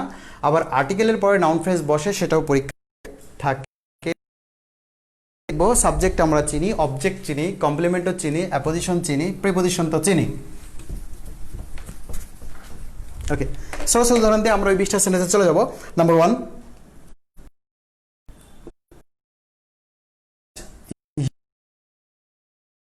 wants is impossible. What he wants is impossible. দেখেন এখানে আন্ডারলাইন করা আছে, খেয়াল করি। তাই আমরা বলেছিলাম তাহলে এই ওয়ার্ডগুলোর এই যে 3টে ওয়ার্ড আছে, দেখেন 3টে ওয়ার্ড, হিয়ার ভার্ব তো ওয়ান্টস, কিন্তু এই 3টা ওয়ার্ড একত্রিত হয়ে যে ভার্বকে চাহিদা মেটাচ্ছে, এই যে ভার্ব দরকার, এই একাধিক ওয়ার্ডের যখন একটি ভার্বের প্রয়োজন পড়ে সেটা কি বলবো, কি সাবজেক্ট। এটাতে আরও বড় থাকতো তাও এটাকে সাবজেক্ট বলতাম। তাহলে এটা হচ্ছে সাবজেক্ট। তাহলে সাবজেক্টের জায়গায় যদি আন্ডারলাইন থাকে সেটা অবশ্যই হবে নাউন ক্লজ, নাউন ফ্রেজ। তাহলে এটার মধ্যে ফাইনাইট ভার্ব আছে, অবশ্যই হবে কি নাউন ক্লজ, কারণ এটা সাবজেক্ট। এটা প্রথম পরিচয় সাবজেক্ট, সাবজেক্ট মানেই হচ্ছে noun. Okay, I know what he wants. দেখেন I know what he wants, তাহলে ভার্বের পরেই কোনো কিছু দেখলে আমরা অবজেক্ট বলবো না। তাহলে অবজেক্ট বলতে হলে আগে প্রশ্ন করা জানতে হবে, প্রশ্ন করা শিখতে হবে। 2টা ডব্লিউএস ওয়ার্ড দিয়ে প্রশ্ন করতে হবে। নাম্বার 1 হচ্ছে হোয়াট, নাম্বার 2 হচ্ছে home. Home what, what home, home what, what home. I know আমি জানি, কি জানি, কাকে জানি, আমি জানি, কি জানি, আমি চিনি, কাকে চিনি, এরকম আমি জানি, কি জানি। হোয়াট ইউ ওয়ান্ট, সে যা চায় এটা আমি জানি। তাহলে আমি জানি, কি জানি, কি জানি, আমি কি জানি, তাহলে সে যা চায়, তাহলে কে উত্তরটা, সে যা চায় ওইটাই আমি জানি। কে উত্তরটা দেওয়া আছে, এটা অবশ্যই অবজেক্ট, আর অবজেক্ট মানে হচ্ছে নাউন। একটা ফাইনাইট ভার্ব আছে noun clause.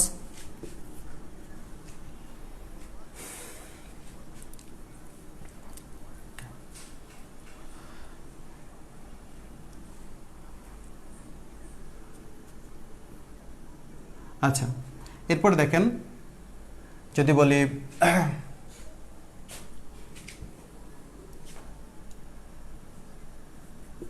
it depends on what you say, তাহলে এটা প্রেপোজিশন আমরা চিনি। ব্যতিক্রম আছে, ব্যতিক্রম পরীক্ষা থাকে না যে প্রেপোজিশন এরপরে সবসময় নাউন ক্লজ হয়। হ্যাঁ হয়, কিন্তু ব্যতিক্রম আছে দু একটা। অন হচ্ছে প্রেপোজিশন, প্রেপোজিশনের পরে যা কিছু বসে চোখ বন্ধ করে নাউন, তো এটা অবশ্যই হবে নাউন। দেখতে পাবেন ফাইনাইট ভার্ব আছে কিনা, আছে, সে হচ্ছে ফাইনাইট ভার্ব মানে V1, তাহলে V1 অথবা V2 থাকলে সেটা হবে ক্লজ।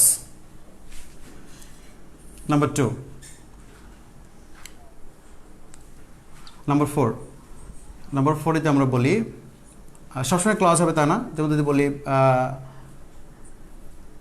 she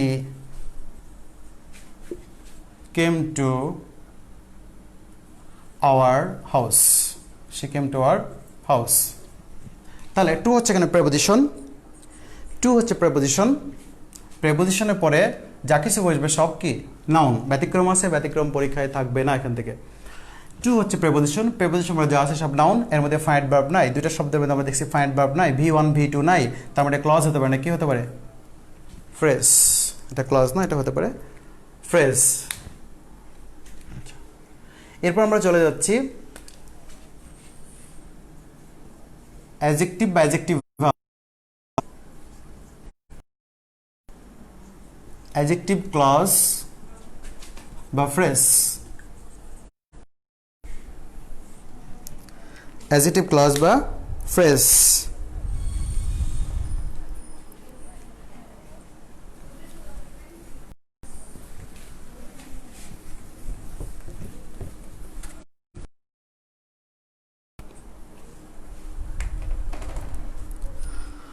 আচ্ছা, এখানে আমাদের ক্লাস দেখছেন আমাদের বিজ্ঞানের জনপ্রিয় টিচার হ্যাঁ, আমার গুরু বিজ্ঞানের জনপ্রিয় টিচার নাহিদ নেওয়াজ ভাই, ধন্যবাদ আপনাকে। আচ্ছা, অ্যাডজেক্টিভ ক্লজ, অ্যাডজেক্টিভ ফ্রেজ আমরা শুরুতে লিখে ফেলি। নাউনের পর আন্ডারলাইনকৃত অংশটি, এসি নাই ভাই, খুব গরম লাগছে।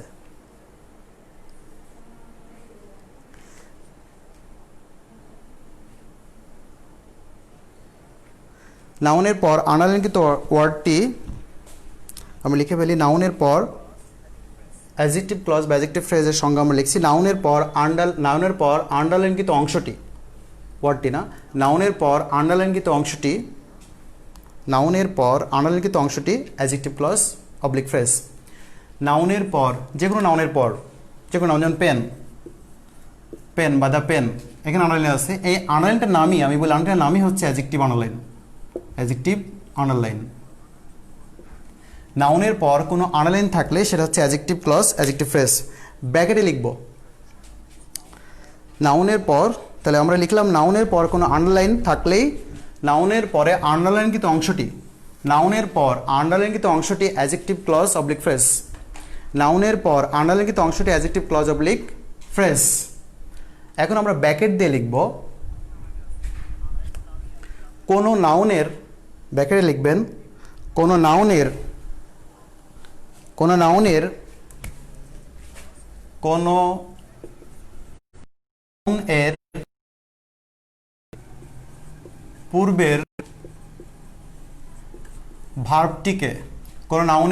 পূর্বের ভার্বটিকে কখন, কিভাবে, কোথায়, এই চারটা ডাব্লিউএস ওয়ার্ডস, কখন, হোয়েন, হাউ, কিভাবে, কোথায়, হোয়ার, কেন, ওয়াই। কখন, কিভাবে, কোথায়, কেন প্রভৃতি দিয়ে প্রশ্ন করে উত্তর পাওয়া না গেলে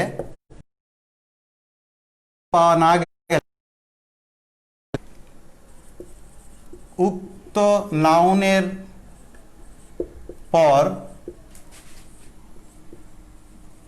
আন্ডারলাইনকৃত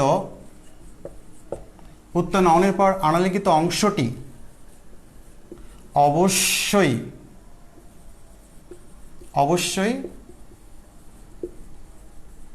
অ্যাডজেক্টিভ ক্লজ ফ্রেজ, হবে। এটা হচ্ছে ব্র্যাকেটের কথা। প্রশ্ন যদি জটিল হয়, যদি পরীক্ষক আপনাকে আটকাতে চায়, সেই ক্ষেত্রে এই ব্র্যাকেটের কথাটা কাজে লাগতে পারে। তাছাড়া শুধু মনে রাখবেন নাউনের পরে আন্ডারলাইনকৃত অংশটি অ্যাডজেক্টিভ ক্লজ, নাউনের পরে আন্ডারলাইনকৃত অংশটি অ্যাডজেক্টিভ ফ্রেজ, নাউনের পর আন্ডারলাইনকৃত অংশটি অ্যাডজেক্টিভ ক্লজ ফ্রেজ। আচ্ছা, নেটওয়ার্কের প্রবলেম হচ্ছে তো।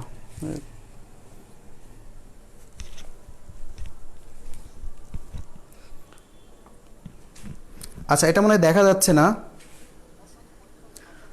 আবার বলছি যে নাউনের পরে আন্ডারলাইনকৃত অংশটি অ্যাডজেক্টিভ ক্লজ অবলিক ফ্রেজ। আমার ব্র্যাকেটে লিখেছি কোনো নাউনের পূর্বের ভার্বটিকে, কোনো নাউন দেওয়া থাকবে, এর পূর্বে যদি ভার্ব থাকে, যদি থাকে আমরা প্রশ্ন করবো, যদি থাকে তাহলে চারটা ডাব্লিউএস ওয়ার্ড দিয়ে প্রশ্ন করে দেখবো। কখন, হোয়েন, হাউ, কিভাবে, হোয়ার, কোথায়, ওয়াই, কেন প্রভৃতি প্রশ্ন করে যদি কোনো উত্তর না পাই, তাহলে উক্ত নাউনের পর আন্ডারলাইনকৃত অংশটি অবশ্যই সর্বদা অ্যাডজেক্টিভ ক্লজ, অ্যাডজেক্টিভ ফ্রেজ। আচ্ছা, নাউনের আগে পরেও অ্যাডজেক্টিভ ক্লজ, অ্যাডজেক্টিভ ফ্রেজ হতে পারে, আগে হতে পারে, পরে হতে পারে, পরীক্ষা আসে না, জানা দরকার নেই। শুধু এটুকু জানেন, মনে করেন একটি নাউন আছে, যে কোনো নাউন, সাকিব নাউন আছে, আন্ডারলাইন আছে, অ্যাডজেক্টিভ। যদি এখানে V1 থাকে এটা অ্যাডজেক্টিভ ক্লজ, যদি V1 না থাকে, V1 V2 না থাকে, অ্যাডজেক্টিভ ফ্রেজ।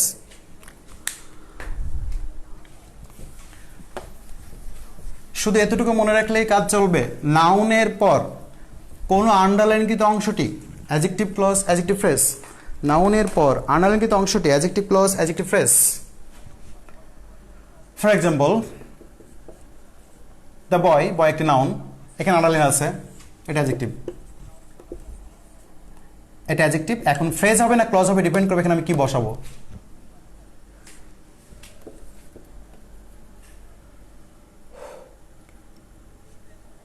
আবার লিখলাম দ্য বয়, এখানেও আমি যা বসাবো সেটার উপর ডিপেন্ড করবে। দ্য গার্ল, এখানে যা বসাবো এটা অ্যাডজেক্টিভ, যদি ফাইন্ড ভার্ব বাসা অ্যাডজেক্টিভ ক্লজ হবে, নাহলে ফ্রেজ হবে, শেষ। দ্য বয় যদি বলি who loves you is smart, the boy who loves you is smart, তাহলে নাউনের পরে আনালিখিত অংশটির নাম হচ্ছে অ্যাডজেক্টিভ আন্ডারলাইন, এটার নামই হচ্ছে অ্যাডজেক্টিভ আন্ডারলাইন। এটার মধ্যে যদি ফাইনাইট ভার্ব দেওয়া থাকে তাহলে হবে অ্যাডজেক্টিভ প্লাস, তাহলে অ্যাডজেক্টিভ প্লাস ফাইনাইট ভার্ব আছে, বি ওয়ান আছে, adjective plus. The boy playing in the field, playing in the field, the boy playing in the field, field, playing in the field, a field পর্যন্ত underline, is my cousin. The boy playing in the field is my cousin. The boy playing in the field is my cousin. Playing থেকে শুরু করে field পর্যন্ত underline করা আছে। এর মধ্যে আমরা কি ফাইনাইট ভার্ব পাই? ফাইনাইট ভার্ব আছে? এর মধ্যে ফাইনাইট ভার্ব নেই। প্লেইংটা ফাইনাইট ভার্ব না, আইএনজি তো ফাইনাইট ভার্ব না, ফাইনাইট ভার্ব শুধু V1 V2, এর সাথে কোনো কিছু যোগ হবে না, তাহলে এটা হচ্ছে অ্যাডজেক্টিভ ফ্রেজ। The girl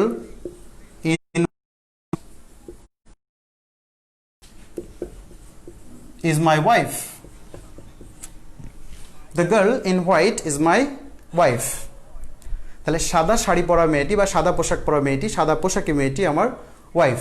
তাহলে এখানে দ্য গার্ল, এই গার্লটা হচ্ছে নাউন, তারপরে যাবো অ্যাডজেক্টিভ, এর মধ্যে ফাইনাইট ভার্ব নাই, অ্যাডজেক্টিভ ফ্রেজ।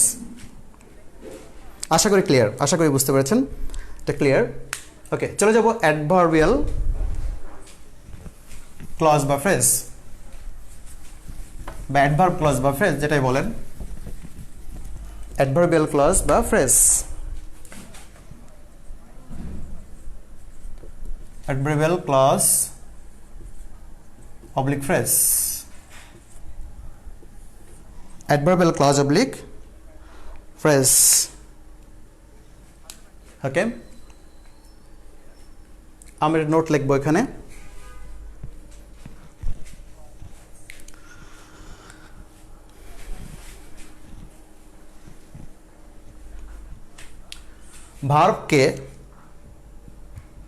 ভার্বকে কখন কিভাবে, ভার্বকে কখন কিভাবে কোথায়, ভার্বকে কখন কিভাবে কোথায় কেন, ভার্বকে কখন কিভাবে কোথায় কেন, কখন কিভাবে কোথায় কেন কি জন্য, কার জন্য,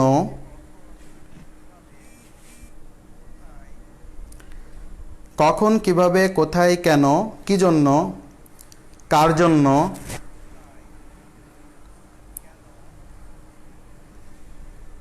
কার সাথে, কোথা হতে,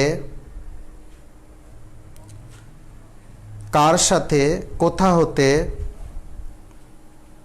কোন দিকে, কার সাথে কোথা হতে কোন দিকে,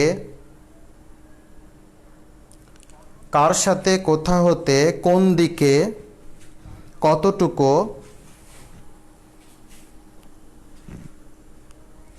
কার সাথে কোথা হতে কোন দিকে কতটুকু, কতবার, কতক্ষণ,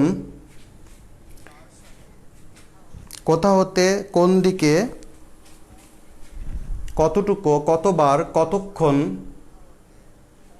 শর্ত মানে কন্ডিশন, শর্ত, শর্ত, ফলাফল, কারণ, উদ্দেশ্য, শর্ত, ফলাফল, কারণ, উদ্দেশ্য, শর্ত, ফলাফল, কারণ, উদ্দেশ্য, শর্ত, ফলাফল, কারণ, উদ্দেশ্য প্রভৃতি বুঝালে, না প্রভৃতি দিয়ে প্রশ্ন করে, প্রভৃতি দিয়ে প্রশ্ন করে, প্রভৃতি দিয়ে প্রশ্ন করে আন্ডারলাইনকৃত অংশে প্রভৃতি দিয়ে প্রশ্ন করে আন্ডারলাইনকৃত অংশে ওই প্রশ্নের উত্তর পাওয়া গেলে, প্রভৃতি দিয়ে প্রশ্ন করে আন্ডারলাইনকৃত অংশে ওই প্রশ্নের উত্তর পাওয়া গেলে, প্রভৃতি দিয়ে প্রশ্ন করে আন্ডারলাইনকৃত অংশে ওই প্রশ্নের উত্তর পাওয়া গেলে তা অ্যাডজেক্টিভ ক্লজ অবলিক ফ্রেজ, তা অ্যাডজেক্টিভ ক্লজ অবলিক ফ্রেজ। আবার বলছি, ভার্বকে কখন, কিভাবে, কোথায়, কেন, কি জন্য, কার জন্য, কার সাথে, কোথা হতে, কোন দিকে, কতটুকু, কতবার, কতক্ষণ, শর্ত, ফলাফল, কারণ, উদ্দেশ্য প্রভৃতি দিয়ে প্রশ্ন করে আন্ডারলাইনকৃত অংশে ওই প্রশ্নের উত্তর পাওয়া গেলে, প্রভৃতি দিয়ে প্রশ্ন করে আন্ডারলাইনকৃত অংশে ওই প্রশ্নের উত্তর পাওয়া গেলে তা অ্যাডজেক্টিভ ক্লজ অবলিক ফ্রেজ। এটুকু লেখার পরে আপনি লিখবেন অর্থাৎ, অর্থাৎ আমাদের গণিতের দানব আহসান হাবিব স্যার দেখছেন, ধন্যবাদ আপনাকে স্যার। আপনাকে নিয়ে লেখা হবে একটু পরে, থামেন। আচ্ছা, তাহলে বলছিলাম অর্থাৎ, এরপর আমরা এটা লেখা শেষে লিখবো অর্থাৎ who, whom, what, who, whom, what ছাড়া, হু, হোম, হোয়াট ছাড়া অন্য সকল ডাব্লিউএস ওয়ার্ড দিয়ে প্রশ্ন করলে, অন্য সকল ডাব্লিউএস ওয়ার্ডস দ্বারা প্রশ্ন করলে অ্যাডভার্বিয়াল ক্লজ ফ্রেজ পাওয়া যায়। এর আগেও এটি বললাম। তাহলে এই তিনটা ডাব্লিউএস ওয়ার্ডস বাদে, তিনটা ডাব্লিউএস ওয়ার্ড, হু দিয়ে প্রশ্ন করলে সাধারণত সাবজেক্ট পাওয়া যায়, হু কে, হোম কাকে, হোয়াট কি। এই তিনটা ডাব্লিউএস ওয়ার্ড ছাড়া ভার্বকে যে কোনো কিছু দিয়ে প্রশ্ন করলে, যে কোনো ডাব্লিউএস ওয়ার্ড দ্বারা প্রশ্ন করলে যে উত্তরটি পাওয়া যাবে সেটি হবে adverbial clause oblique adverbial phrase, adverbial clause oblique adverbial phrase. হ্যাঁ, সাদিয়া রহমান চৌধুরী স্যার অ্যাডভার্বিয়াল না? হ্যাঁ অ্যাডভার্বিয়াল তো। হু, হোম, হোয়াট ছাড়া আর সকল ডাব্লিউএস ওয়ার্ড দ্বারা প্রশ্ন করলে যে উত্তরটি আসবে সেটাই হবে অ্যাডভার্বিয়াল ক্লজ অ্যাডভার্বিয়াল ফ্রেজ। ওকে,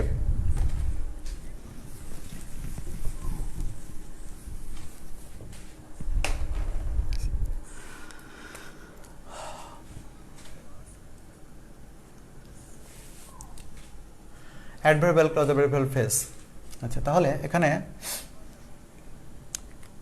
আচ্ছা একটু পানি খাই, যে অবস্থা গরমে থাকে।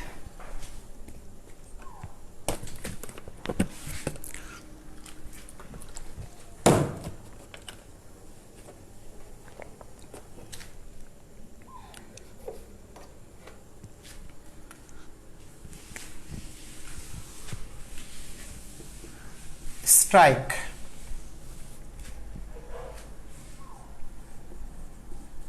while the iron is what? 38তম পিলির প্রশ্ন।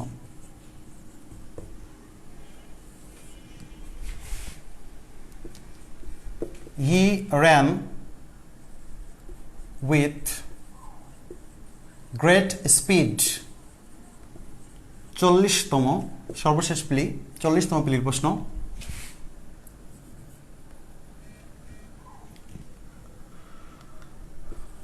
We study so that we can learn. The sun rises in the east. খেয়াল করি। আচ্ছা, ভার্ব যে সবসময় আগে থাকবে তা না, পরে থাকতে পারে।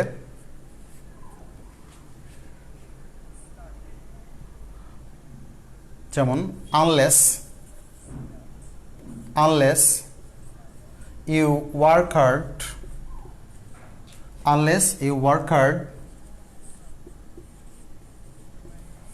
you will fail.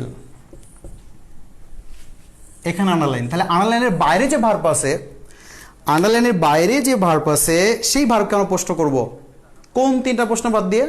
Who, whom, what.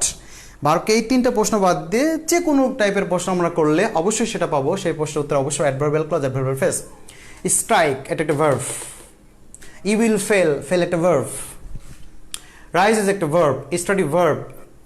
Rain একটা ভার্ব। ওকে, তাহলে স্ট্রাইক মানে আঘাত করা। একটা স্ট্রাইক মানে নাউন যখন আমরা ধর্মঘট, আর স্ট্রাইক মানে হচ্ছে আঘাত করা। Strike imperative sentence. স্ট্রাইক আঘাত করো, আঘাত করো।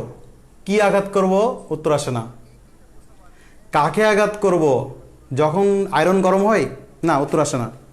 কি বা কাকে উত্তর পাইলাম না, তার মানে এটা আমাকে ওই কি বা কাকের বাইরে প্রশ্ন করতে হবে। তাহলে এখানে প্রশ্ন করতে চাই বাকিগুলো দিয়ে। আঘাত করো, কখন আঘাত করব, কিভাবে করব, কোথায় করব, কেন করব, কি জন্য করব, কতটুকু করব, কতক্ষণ করব, কতবার করব। যত প্রশ্নের উত্তর আসে সবই হবে অ্যাডভার্বিয়াল ক্লজ অথবা অ্যাডভার্বিয়াল ফ্রেজ। স্ট্রাইক আঘাত করো, তাহলে এখন এটার উত্তর হচ্ছে কখন আঘাত করব? যখন। ওয়াইল মানে যখন, যখন আয়রনটি গরম হয়, যখন লোহা গরম হয় তখন আঘাত করো। তাহলে কখনের উত্তরটা পাওয়া যাচ্ছে। স্ট্রাইক আঘাত করো, কখন, কখন আঘাত করব? যখন গরম হয় আয়রন। তাহলে এটা অবশ্যই অ্যাডভার্বিয়াল। দেখতে হবে ফাইনাইট ভার্ব আছে কিনা। আছে ফাইনাইট ভার্ব। কোনটা? Is finite verb. তাহলে অ্যাডভার্বিয়াল ক্লজ। হি র্যান, সে দৌড়ালো। কি দৌড়ালো? সকল শক্তি দিয়ে। না, কাকে দৌড়ালো? সকল না, আসে না। তার মানে এই কি বা কাকে দিয়ে আমি প্রশ্নের উত্তর পাচ্ছি না আন্ডারলাইনের মধ্যে। তাহলে আমাকে এই দুটা বাদে, কি এবং কাকে বাদে অন্যান্য ডাব্লিউএস ওয়ার্ড দিয়ে প্রশ্ন করতে হবে। হি র্যান, সে দৌড় দিল। কিভাবে? সকল শক্তি দিয়ে। কিভাবে? সকল শক্তি দিয়ে। তাহলে এটা হবে অ্যাডভার্বিয়াল। দেখতে হবে এর মধ্যে ফাইনাইট ভার্ব আছে কিনা। না, এর মধ্যে ফাইনাইট ভার্ব নাই। এর মধ্যে ফাইনাইট ভার্ব থাকতে পারে না উইথ একটা প্রেপোজিশন, তাই না? প্রেপোজিশন দুটি শব্দ আছে, তার মানে সেটি কি হবে? নাউন। তার আগেরটি কি? অ্যাডজেক্টিভ। তাহলে অ্যাডজেক্টিভ আর নাউন আছে, অ্যাডজেক্টিভ আর নাউন আছে, কিন্তু ভার্ব নাই। তাহলে এটা ফ্রেজ। উই স্টাডি, আমরা পড়ালেখা করি। কেন? কি জন্য? কেন পড়ালেখা করি? কি জন্য পড়ালেখা করি? সো দ্যাট, যাতে আমরা শিখতে পারি। তাহলে এর মধ্যে ফাইনাইট ভার্ব আছে এবং কেনর উত্তরটা আছে, কি জন্য উত্তরটা আছে। তাহলে adverbial clause. The sun rises, the sun rises, সূর্য উঠে। কখন উঠে? কোথায় উঠে? কোথায় উঠে? পূর্বে। কোথায় উঠে? পূর্বে। অ্যাডভার্বিয়াল। ফাইনাইট ভার্ব আছে? নাই। ফাইনাইট ভার্ব আছে? নাই। ইন হচ্ছে প্রিপোজিশন, দুটি ওয়ার্ড আছে, এটি নাউন, তার আগেরটা আর্টিকেল বা অ্যাডজেক্টিভ। আচ্ছা, তাহলে এটা হচ্ছে ফ্রেজ। তাহলে আমরা আন্ডারলাইনের বাইরে প্রশ্ন করছি ভার্বটা। ইউ উইল ফেল, তুমি ফেল করবে। কখন ফেল করবে? কেন ফেল করবে? কতবার ফেল করবে? কতক্ষণ ফেল করবে? কার সাথে ফেল করবে? কিভাবে ফেল করবে?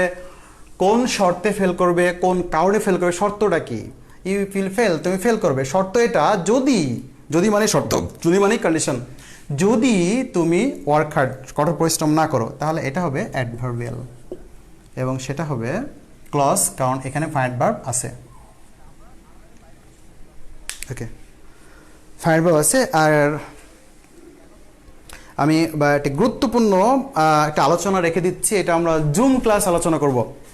ক্লজ এবং ফ্রেজ একটা অ্যাট্রাকটিভ এবং গুরুত্বপূর্ণ আলোচনা আছে, যেটা আমরা অনেকেই ভুল করি। অ্যাডজেক্টিভের পরে নাউন ক্লজ হবে, নাকি অ্যাডজেক্টিভের পরে অ্যাডভার্বিয়াল ক্লজ হবে, নাকি অন্য কিছু হবে।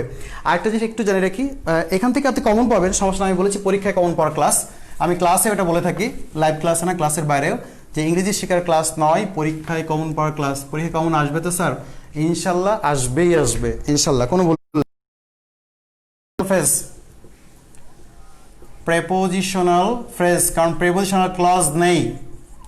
প্রিপোজিশন নামে কোনো ক্লজ নেই, প্রোনাউন নামে কোনো ক্লজ ফ্রেজ নাই। তাহলে প্রিপোজিশন নামে ফ্রেজ আছে, প্রিপোজিশন ফ্রেজ বা প্রিপোজিশনাল ফ্রেজ। প্রিপোজিশন ফ্রেজ বা প্রিপোজিশনাল ফ্রেজ আমি এটা লিখে রাখি, যে আন্ডারলাইনকৃত অংশটি প্রিপোজিশন দিয়ে শুরু এবং শেষ হলে, আন্ডারলাইনকৃত অংশটি প্রিপোজিশন দিয়ে শুরু এবং শেষ হলে, আন্ডারলাইনকৃত অংশটি প্রিপোজিশন দিয়ে শুরু এবং শেষ, প্রেপোজিশন দিয়ে শুরু, প্রেপোজিশন হচ্ছে কি? প্রেপোজিশন। তাহলে আন্ডারলাইনকৃত অংশটি প্রেপোজিশন দিয়ে শুরু এবং শেষ হলে তা প্রিপোজিশনাল ফ্রেজ। আন্ডারলাইনকৃত অংশটি প্রেপোজিশন দিয়ে শুরু এবং শেষ হলে, আন্ডারলাইনকৃত অংশটি প্রেপোজিশন দিয়ে শুরু, আন্ডারলাইনকৃত অংশটি প্রেপোজিশন দিয়ে শুরু এবং শেষ হলে, আন্ডারলাইনকৃত অংশ এবং শেষ হলে তা ফ্রেশ।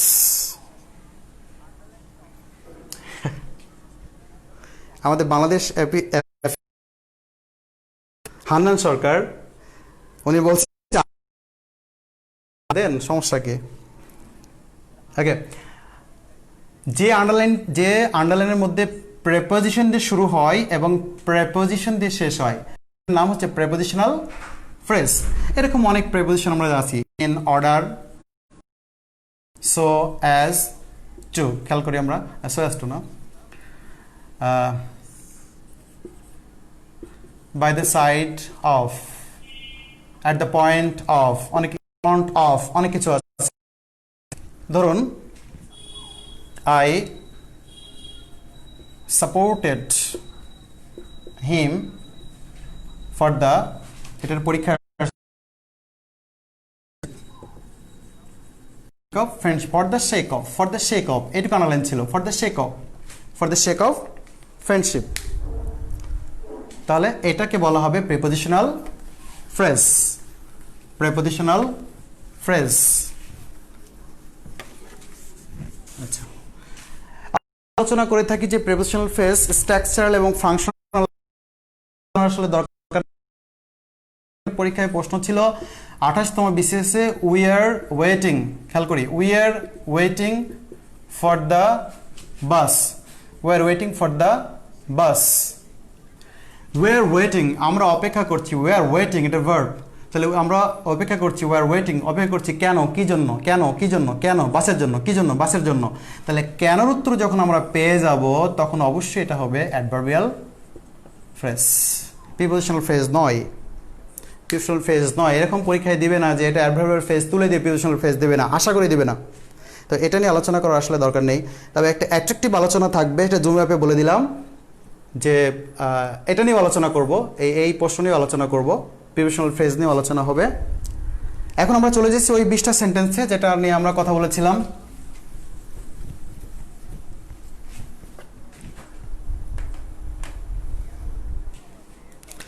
তার আগে একটু দেখেন একটা সেন্টেন্স দেখি আমরা। There is a big pond in front of my house. যদি এখানে আন্ডারলাইন থাকে তাহলে আমরা বলেছি যে আন্ডারলাইনটি প্রিপোজিশন দিয়ে শুরু এবং শেষ। যে আন্ডারলাইনটি প্রিপোজিশন দিয়ে শুরু এবং শেষ সাধারণত পরীক্ষায় এটিই থাকবে, এর ব্যতিক্রম আছে। প্রিপোজিশন দিয়ে শুরু এবং শেষ, সেই আন্ডারলাইনটার নামই হবে প্রিপোজিশনাল ফ্রেজ। এখন খেয়াল করি, আন্ডারলাইনটা যদি বাড়িয়ে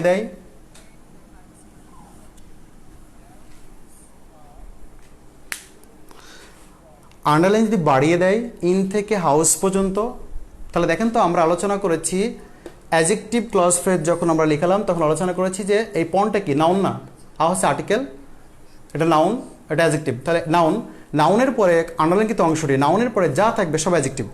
তাহলে নাউনের পরে আন্ডারলাইনকৃত অংশটি এখন হয়ে গেল কি, অ্যাডজেক্টিভ ফ্রেজ। একটু আগে ছিল প্রিপোজিশনাল ফ্রেজ। এখন যদি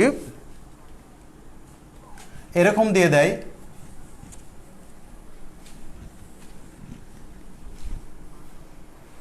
There is a big pond in front of my house। আসলে এগুলো পরীক্ষা প্রশ্ন থাকবে না, বোঝার জন্য।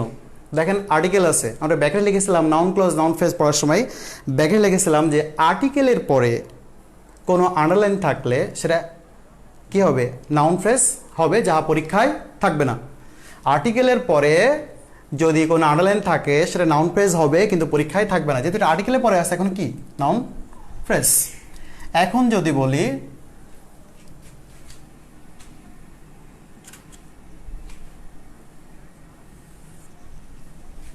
In front of my house, in হচ্ছে প্রেপোজিশন, তাহলে প্রেপোজিশনের পর যা কিছু বসে তা নাউন ফ্রেজ। আচ্ছা, এখন যদি বলি এটুকু দিয়ে,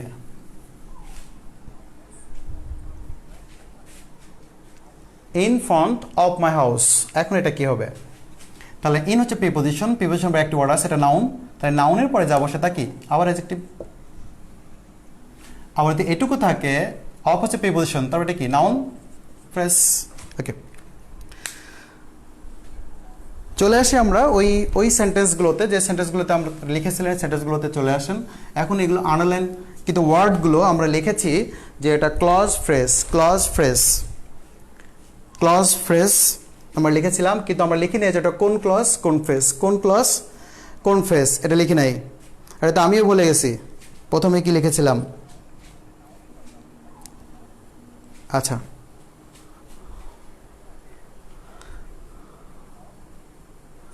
এটি কি আপনারা এখন লিখে দেখাতে পারবেন?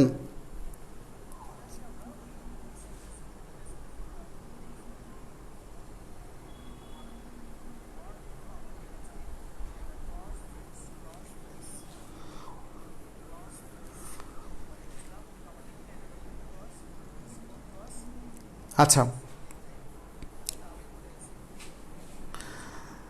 ভাই, প্রচণ্ড গরম পড়তেছে, এমনি অনেক ঘেমে যাচ্ছি, বাসায় তো এসি নাই। হ্যাঁ, আর ফ্যান দিলে শব্দ হয়।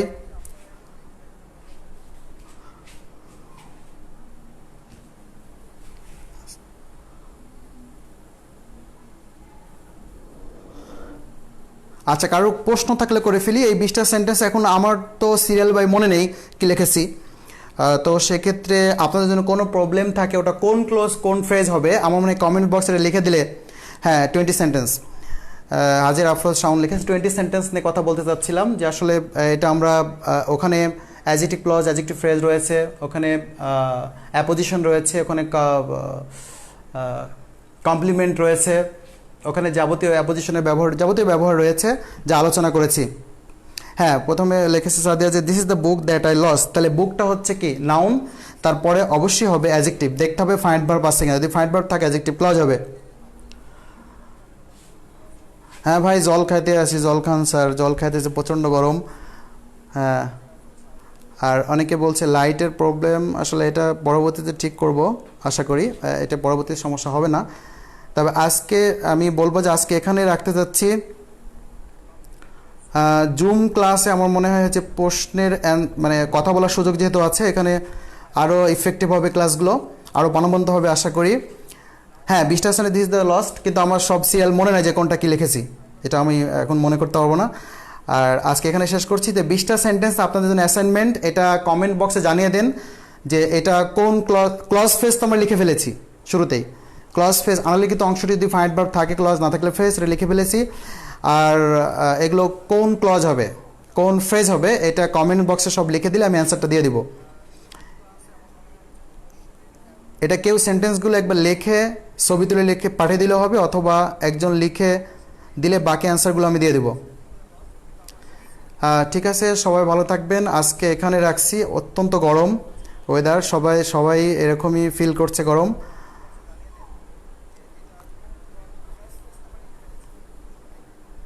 স্যার, ফটো কমেন্ট অন করলে পাঠাতে পারবো? ফটো কমেন্ট অন মানে?